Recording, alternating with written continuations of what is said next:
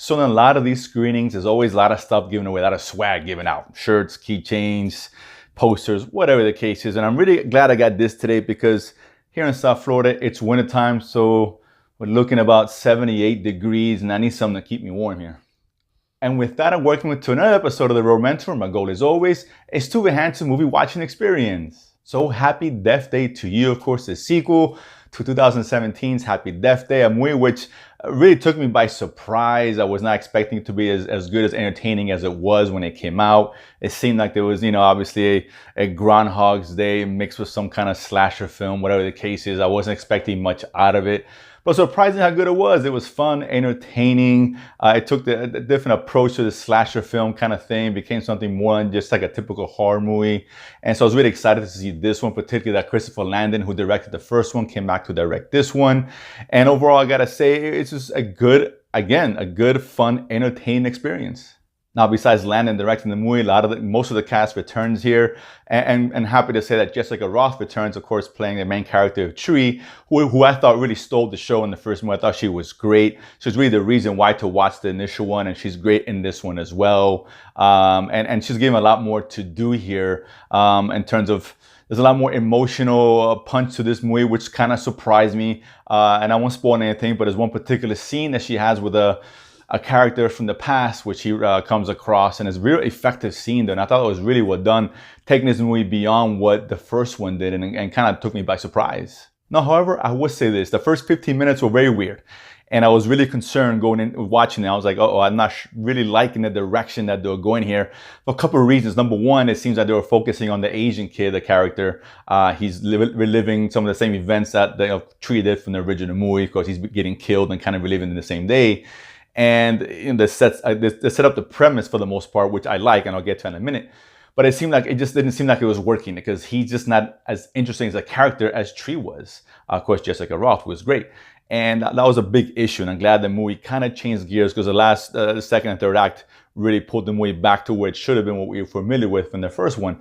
And so that was kind of weird. And it's almost like it seems like they changed their minds and they decided to completely change what they were trying to do and give us what we want, and that's more of Ross, of course, Tree's character, and get her back as the main focus. And that's a good thing, because I really saved the movie here.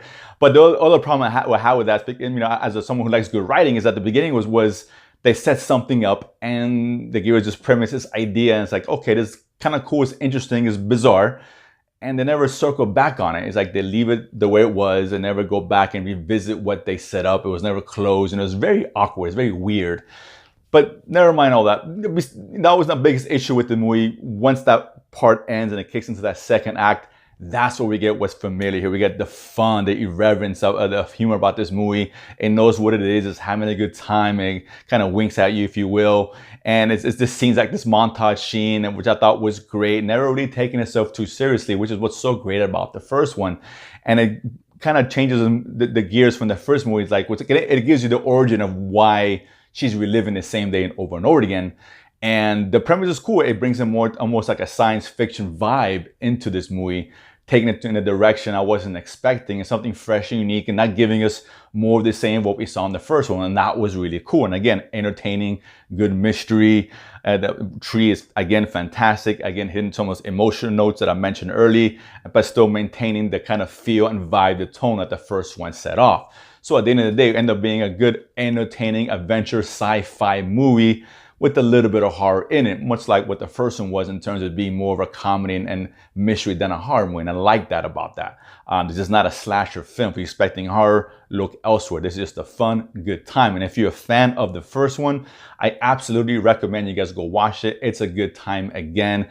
I don't think it's as good as the first, but it doesn't mean it's not entertaining. It keeps the humor what we were used to, has great characters, particularly in Tree. The story's intriguing enough and takes it to different levels, which you would not expect coming out of the first movie.